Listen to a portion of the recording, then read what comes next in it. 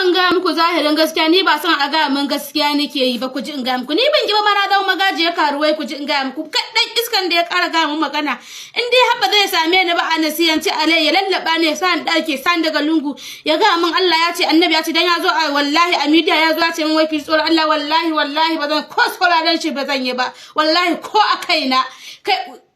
ni za a kai rashin aikin yi da ka zo ka tsuguna ka ce za ka ga min gaskiya a media wallahi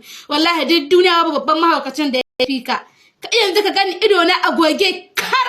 ba abin da ban sani lokacin za ka gaya min gaskiya to don haka ba na bukata idan dai ba za ka same ni a gefe ba ka ce ban zai an yi kaza to wannan zai iya dauka zan iya sanin gaskiya ta zan dan yi nadama dan wani lokaci